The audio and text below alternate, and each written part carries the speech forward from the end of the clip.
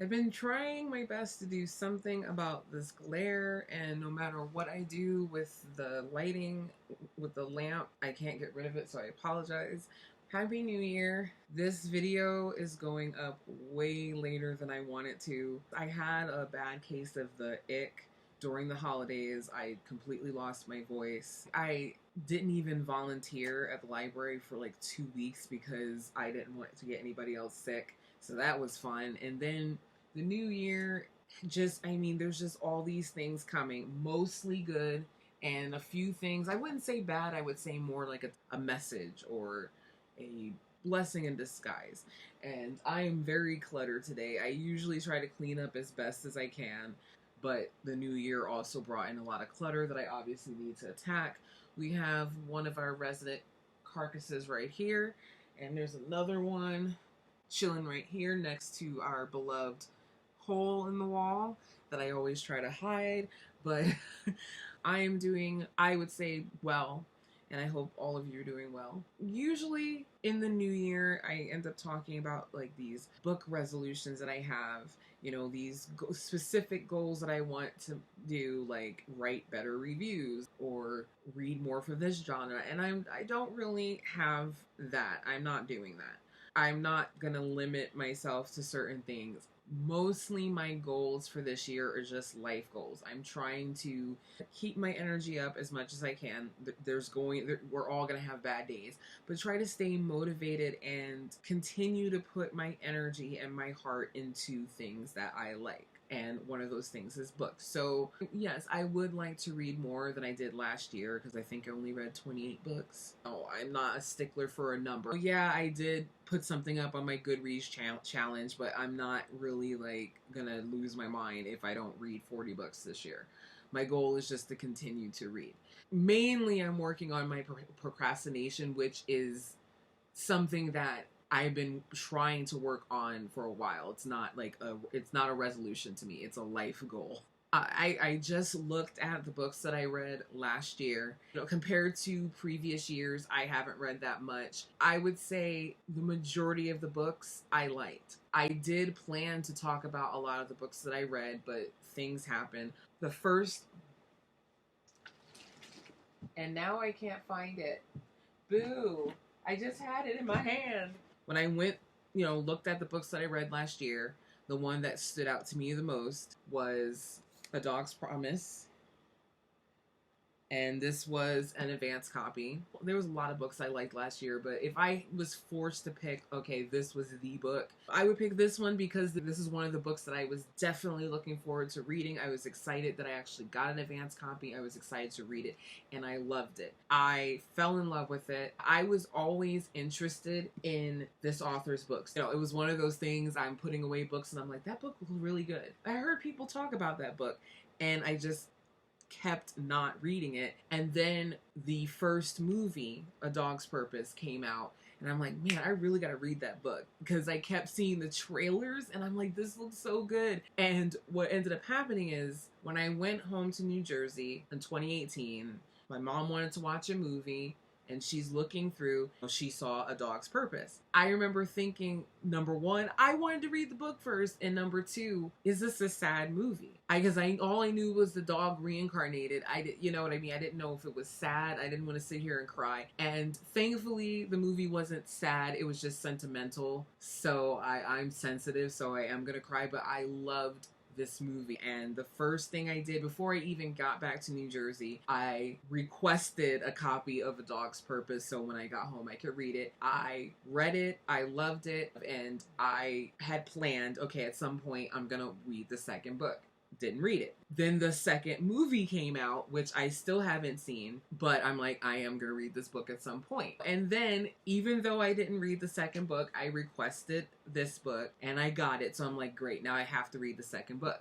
When I read the second book, I had a hard time with it, but I think it's me. I think it was just where I am at in my life, where I'm still healing from past hurts. And in my head, it was so unbalanced. I'm like, is this chick gonna get a break? Compared to the first book, where of course people were having hard times, but I felt like it was more balanced. Plus, clearly following other people, where in this one it was like he kept meeting up with CJ, which is fine. It wasn't like I had a problem with the book. It was just, I think it just affected me in a way that I didn't expect. And when I remember just recently, this month, I spoke to a person about it, and she said, well, I didn't see it that way because I was focusing more on the dog than the human, and that made sense to me.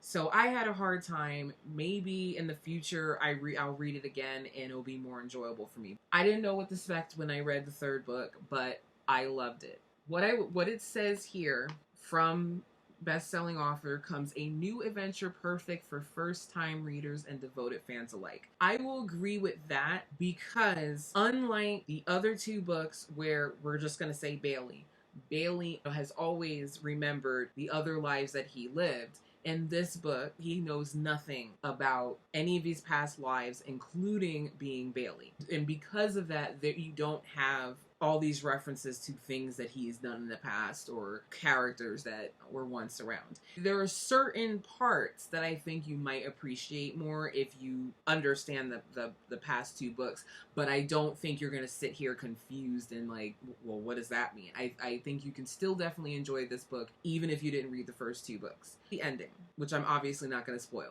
I think it would have a more profound effect on someone who has at least read the first book. It was just very enjoyable compared to the other two books. I think this one's a little bit longer, but I think it was necessary. Sometimes I sit here and I'm like, wow, they definitely could have shaved 50 pages off of this. No, I think it's very solid. I enjoyed it. I don't see anything on the book that indicates that this might be a final book in a trilogy. I didn't see anything that indicated that, but this book does give you this complete feeling. In my opinion, if the author decided this is a trilogy, this is the last one, it's a perfect ending. He could continue, but I feel that it's perfect because there's this completeness, and you know what I'm talking about if you read it. But that's the book that I am just gonna highlight today, and there's other books I want to talk about, but then we'd have an hour-long video, and then I'm not gonna want to edit it, and then I'm gonna trash it, because that's actually what happened. I recorded a video almost 2 weeks ago. It went on for an hour because I just talked about everything, and then I just ended up not liking it and got lazy. What's currently happening is I started reading A Long Petal of the Sea by Isabella Allende. This is advanced copy. This comes out in 3 days. And this is a shame because I had this book in my possession for quite some time. I think this book came in shortly after I came back from New Jersey, which was in June. So it was one of those things, oh, January, I have plenty of time, and look where we are now. And that's another thing that I am trying to get out of the habit of, is procrastinating on the advanced copies, because then it's like, what's the point of getting an advanced copy if you're just not going to review it in advance? And I have another book, it's a digital galley called, also coming out on the 21st. So I'm just like, Joy, what's the point? That's one of my procrastination issues. That's something that I want to work on. When I request galleys and digital galleys or enter a win advanced copies, it's always this impulsive thing. And then after I've already entered, I'm like, oh crap, what if I get all these books at the same time, which usually happens. I have another book that I need to read. Actually, I have 2 more books I know for sure. One's a digital, can't think of the name of it, but it's released next month, and this book is released sometime next month. So just give me some encouraging words like, Joy, you can stop procrastinating. It's gonna happen. Other than that, I do have a lot of things to talk about, but I just want to break it up. That's it. This is my turtle. I have him all the time. I think I'm just gonna stop for now with that review of a review-ish of A Dog's Promise, my little highlight. I would recommend it. My recommendation would be to read at least the first book, or watch the movie at the very least before you read this book. I think you might appreciate the book a little bit more, but you can read it without it. I hope you have a great week, a great new year, and I hope this new decade brings amazing things to you, and happy reading. Bye.